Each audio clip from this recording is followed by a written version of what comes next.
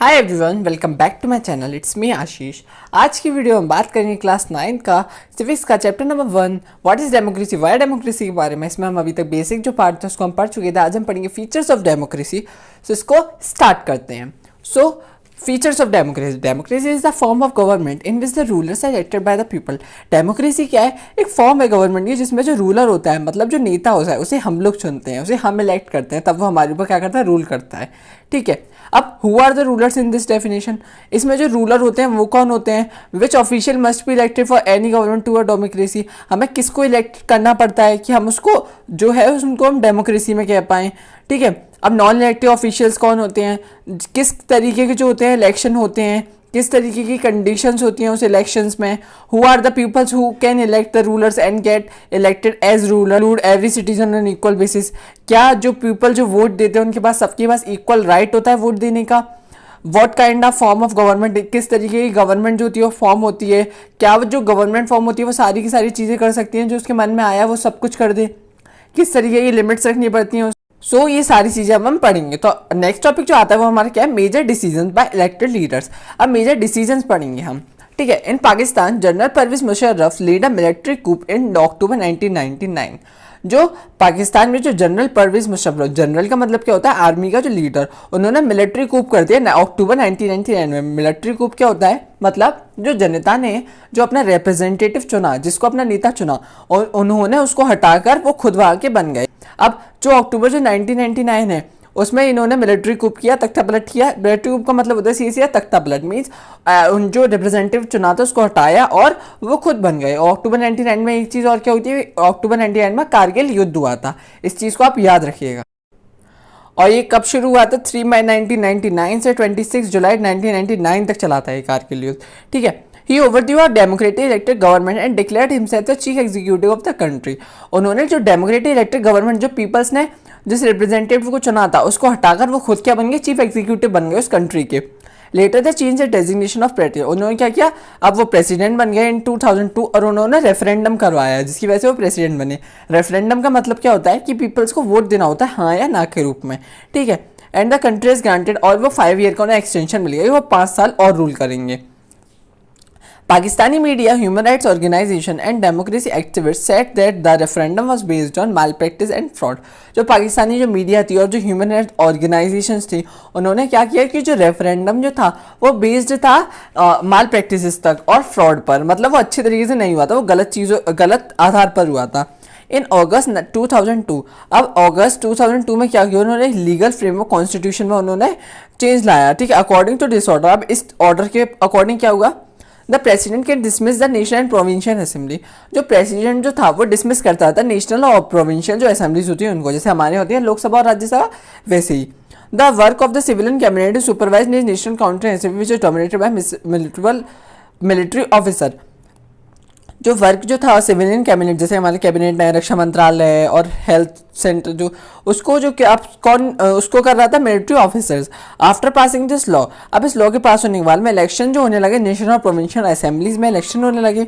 So Pakistan has had elected representative have some powers. अब elected वहाँ पे रिप्रेजेंटेटिव चुनने का उन्हें अधिकार तो था, वो अपना रिप्रेजेंटेटिव चुनते थे, बट वहाँ पे राज कौन करता था? फाइनल पावर किसके पास थी? मिलिट्री ऑफिसर के पास और जनरल परवेज मुशर्रफ के पास। मीन्स अपने आप को बाहर से डेमोक्रेटिक तो दिखा रहे हैं कि वहाँ पर इलेक्शन हो रहा है, पीपल्स को अपना रिप्रेजेंटेटिव चुनने का अधिकार है, बट वो रिप्रेजेंटेटिव उनके पास ऊपर जब रूल ही नहीं कर रहा तो ये डेमोक्रेटिक कैसे हुआ?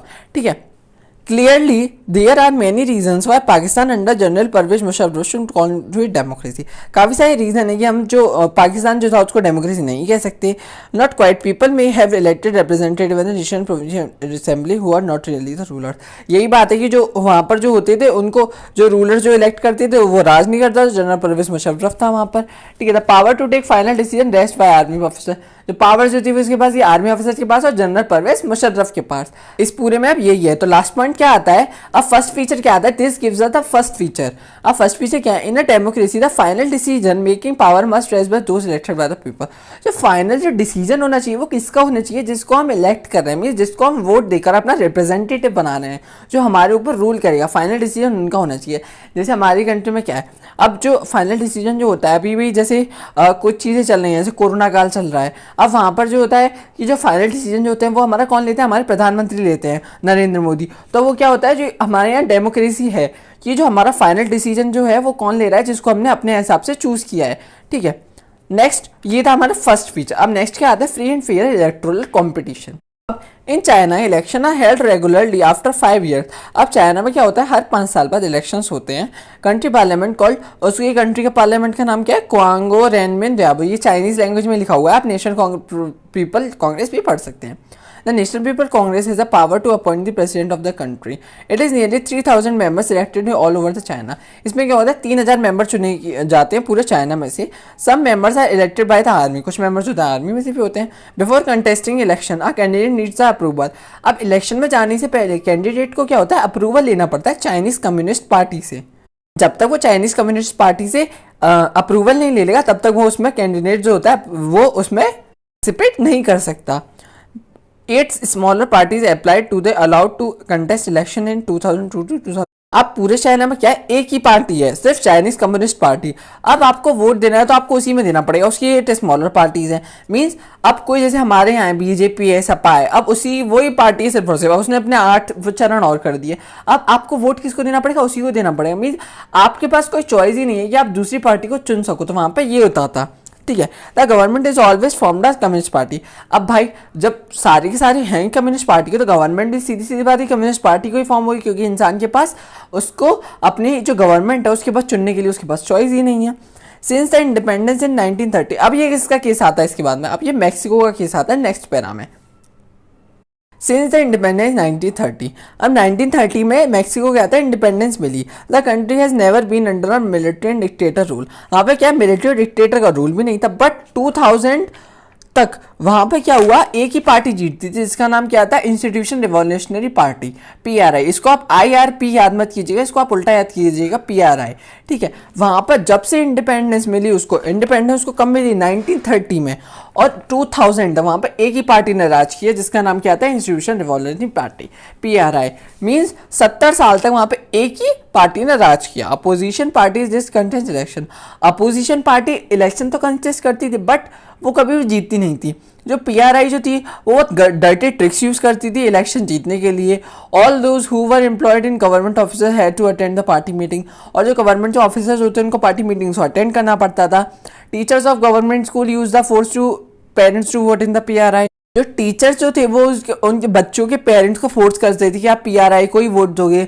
मतलब ऐसे फोर्स करते होंगे कि उनको धमकाते होंगे कि अगर तुमने पीआरआई को वोट नहीं दिया तो वो क्या करेंगे, उनको उनके बच्चों को क्या करेंगे, फेल कर देंगे। तो पेरेंट्स भी उन्हीं को वोट देते हैं। Media largely ignore the activities हैं opposition party except to criticise them. Something the polling booth were shifted. और जो पोलिंग बूथ जो होते थे उनको शिफ्ट कर दिया जाता था एक प्लेस से दूसरी तरफ। जैसे आपके 2 मोहल्ले हैं, एक का नाम है ए, एक का नाम है बी। ठीक है, अब ए बी जो 2 मोहल्ले हैं जो आपके, उसमें ए में अब पता है कि ये जो है अपोजिशन पार्टी को ही उसमें वोट मिलेगा। तो क्या करते थे वो लास्ट मिनट में जो पोलिंग बूथ जो होते थे उनको शिफ्ट कर देते थे। The PRI spend a large some of money in the campaign. जो पीआरआई जो थी वो लार्ज बहुत सारा मनी जो था वो कैंपेन में क्या करती थी, वेस्ट कर देती थी। मतलब बैनर छपवाती थी और कैंपेन करती थी कि हमें वोट दो, हमें दो, हमें दो। नेक्स्ट केस किसका आता है, चाइना का। There are many problems here in China. अब चाइना का पढ़ेंगे। In China the election do not offer the peoples in any serious choice as choose the ruling party and candidate approve by it. Candidate को approve करवाना पड़ता था। अब Mexican example है, एक people seem to be really have a choice but in practice they have no choice. They know ruling party could be defeated even they against it not fair election. वहाँ पर क्या था, fair election ही नहीं होते थे। ठीक, second feature क्या निकल के आता है, तो ये holding election of any kind is not sufficient. ये इलेक्शन होना ही सफिशिएंट नहीं है। पीपल्स के पास रियल चॉइस होनी चाहिए अपने दूसरे ऑल्टरनेटिव को चुनने के लिए। जैसे हमारे यहाँ है, हमारे पास जैसे पार्टीज़ हैं, जैसे बीजेपी है, कांग्रेस है, सपा है, तो हमारे पास एक चॉइस है कि आप अगर जिसको वोट देना चाहो उसको दे सकते हो। जैसे आपका बीजेपी को आप वोट देना चाहो बीजेपी को दे सकते हो, सपा को देना चाहो सपा को दे सकते हो, एंड कांग्रेस को देना चाहो तो आप उसको दे सकते हो। ठीक है, तो हमारे पास क्या है, चॉइस है। और democracy must be based on free and fair election पर बेस्ड होनी चाहिए। दोस्त करेंटली इन पावर है फेयर चांस ऑफ लूजिंग। तो ये हमने पढ़ लिया, चाइना का एग्जाम्पल पढ़ लिया हमने, मैक्सिको का। ठीक है, अब 1 पर्सन 1 वोट 1 वैल्यू। अब एक पर्सन उसका एक ही वोट और उसकी एक ही value. The democracy was linked by the demand of universal एडेड फ्रेंचाइज। अब यूनिवर्सल एडेड फ्रेंचाइज क्या होता है, कि एक पर्टिकुलर एज के बाद जो इंसान है उसको वोट देने का अधिकार मिल जाता है। जैसे हमारे यहाँ पर है 18+ अगर आप हो जाओगे तो आप वोट दे सकते हो, तो ये होता है यूनिवर्सल एडेंट फ्रेंचाइज। ठीक है, इसमें आप 3 पॉइंट्स है। In Saudi Arabia women do not have right to vote. अब सऊदी अरेबिया में क्या था कि वुमेन जो होती थी उनको वोट देने का अधिकार ही नहीं था। Estonia has made the citizenship rulers by the people belonging in Russian minority find it difficult to right to vote. अब जो रशियन माइनॉरिटी जो होती थी उसको डिफिकल्टी आती थी मतलब वोट देने में। अब इन फिजी, अब फिजी में क्या था, जो electoral system they have a indigenous Fiji. अब जो इंडिजिनियस फिजी थे उनके जो वोट जो होता था उसकी ज़्यादा वैल्यू होती थी कहने के लिए इंडियन फिजी, मतलब जो माइग्रेंट करके यहाँ से काम करने के लिए चले गए थे और वो वहीं पर बच गए थे, वहीं पर बस गए थे, उनको क्या बोलते हैं हम इंडियन फिजी। उनके वो जो वोट की जो वैल्यू थी वो कम थी। ठीक है, democracy is based on the fundamental principle of politics equality. This is the third feature. अब इससे थर्ड फीचर क्या है, in a democracy each adult citizen must have one vote. उसका एक ही वोट होना चाहिए एक इंसान का, उसकी एक ही वैल्यू होनी चाहिए, पर्सन की एक वोट और उसकी एक वैल्यू। अब क्या आता है, rules of law and respect for rights. अब rule of law and respect for right. Zimbabwe attained independence from white minority rule in 1980। Zimbabwe को इंडिपेंडेंस कब मिली, वाइट माइनॉरिटी रूल से 1980 में। जिम्बाब्वे कहाँ है, अफ्रीका में है। ठीक है, since the country has been ruled by ZANU PF. तो उस पर कंट्री पे कौन रूल करती है, जानु PF. The party has lead by freedom struggle in the leader. इसके लीडर का नाम क्या था, रॉबर्ट मुगाबे। ये आपके एमसीक्यूज में आ सकता है। Has been ruling the country since independence. Election have been held regularly and always won ZANU PF. Election तो रेगुलरली होते थे बट हमेशा जीतता कौन था, जानु पीएफ। ठीक है, president Mugabe is popular but also use unfair. जो प्रेसिडेंट जो मुगाबे थे वो काफ़ी पॉपुलर थे बट वो भी क्या करते थे, अनफेयर प्रैक्टिसेस करते थे उनको जीतने के लिए इलेक्शंस को। Over the year, his government has changed the constitution several times of increased the powers and makes the president and makes him less accountable. क्या किया था, कॉन्स्टिट्यूशन में भी सेवरल चेंजेस किए थे। Opposition parties workers are harassed and their meeting disrupted. जो opposition जो parties होती थी उनके जो उनको क्या किया था, नुकसान पहुंचाया जाता था, उनकी मीटिंग को डिसरप्ट कर देते थे। पब्लिक जो protest and demonstration against the government, उनको क्या करते थे, जो प्रोटेस्ट करती थी पब्लिक और जो उनको गलत बताती थी उनको क्या करते थे, उन्होंने डिक्लेयर कर दिया था, उनको इलीगल डिक्लेयर कर दिया था। There is a law that limits the right and criticise to president. Television and radio, जो टेलीविजन और जो रेडियो थे वो भी गवर्नमेंट के ही अंडर रहते थे, उसको गवर्नमेंट ही कंट्रोल करती थी। जो इंडिपेंडेंट जो न्यूज़पेपर थे, जो जर्नलिस्ट थे, जो उनके खिलाफ बोलते थे उनको क्या करते थे, वो हैरेस करते थे, उनको परेशान करते थे। The government has ignored some court judgement and went against it to persuade जज। जो गवर्नमेंट जो थी वो जज के ऑर्डर्स को भी बेकार मतलब इग्नोर कर देती थी और उसको भी हटा देती थी। The example of Zimbabwe shows that the popular approval of the rulers is necessary in the democracy। Popular जो गवर्नमेंट होती है वो भी क्या हो सकती है, अनफेयर हो सकती है। पॉपुलर लीडर भी ऑटोक्रेटिक हो सकते हैं, मींस अनफेयर हो सकते हैं।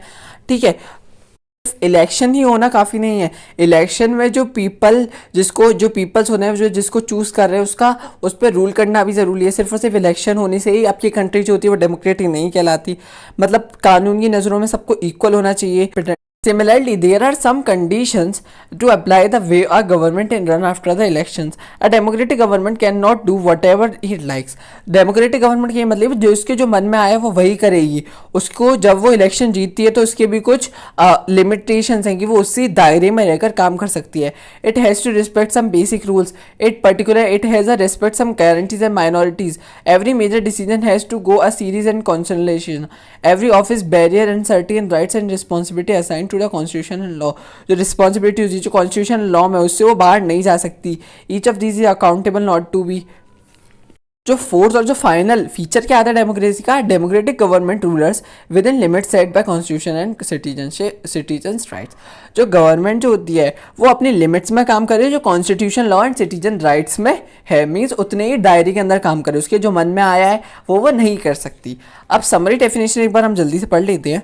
Democracy is the form of government in which the rulers are elected by the people. ये आपकी डेमोक्रेसी की डेफिनेशन, बट ये नॉट एडिक्वेट, ये इतनी काफ़ी नहीं है, जिसकी वजह से हमने इसके 4 जो हैं वो फॉर्म्स निकालनी है। पहला आपका क्या आता है, ruler selected by the people take all the major decisions. जो रूलर जो पीपल ने अपने हिसाब से चुना है, जो नेता चुना है, वही उनके ऊपर उनके मेजर डिसीजंस ले, वही उनके ऊपर रूल करे। Second point, election offer a choice of fair and fair opportunity.